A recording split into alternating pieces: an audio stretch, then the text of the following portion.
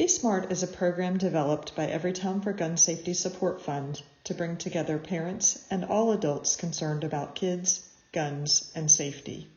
The following slides have some guidelines for healthcare professionals about firearm safety education. With a new child in the home, families are often more attuned to health and safety concerns and are more open to making positive changes in the household to protect their new child. This is an important time period to inquire about various safety risks, including firearms in the home. Test the waters to see how receptive a patient's family is to conversations about secure storage. First, we'll talk about toddlers and young children. With newfound mobility and independence, these children are now able to explore their surroundings and sometimes end up in dangerous situations. They do not yet have the capacity to understand many potential dangers, but they do have the dexterity and strength to unintentionally pull a trigger. So the aim here is to prevent access. Guns should be stored, unloaded, and locked away with ammunition stored separately. With school-age children, they are still concrete thinkers, so they may have difficulty with cause and effect. They now spend more time unsupervised and have increasing exposure to violent forms of media, TV, movies, video games. You can train them on gun safety and explain what they should do when encountering a gun, like do not touch it, find a responsible adult, but they should never use firearms unsupervised, and secure storage practices must still be in place. Adolescents have increased risk-taking behavior, commonly have a sense of invulnerability, impulsive as well.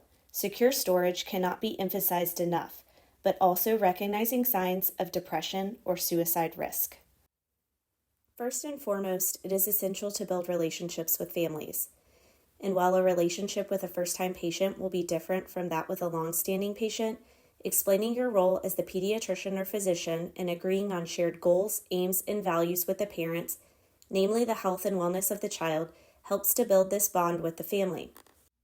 As providers, it is our duty to discuss many potentially sensitive topics such as drugs, alcohol, sexual activity, and suspicion of abuse as they affect a child's health.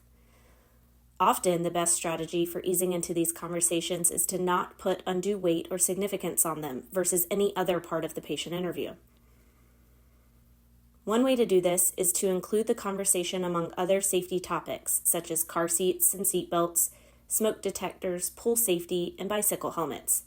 It is important, though, to avoid prefacing your question or questions about firearms in the home with, "I ask this to everybody." This phrase, while it is meant to put a family at ease, actually exceptionalizes the question because we don't preface all questions with that statement. Instead of asking the question, "Are there unsecured guns in the home?" which assumes parents are already doing something wrong, try starting the conversation asking if there are guns in the home and following that up by asking what measures parents take to keep them away from their children, like locks and safes. Is it legal to talk about gun safety with my patients? Currently, there is no state or federal law that specifically prohibits doctors from discussing gun safety with their patients. In 2011, Florida passed a doctor gag order law prohibiting doctors from asking patients about gun ownership, but this law was eventually struck down as being unconstitutional. Evidence shows that physician counseling can encourage responsible gun storage and reduce the number of children who are injured and die from unintentional shootings and gun suicides.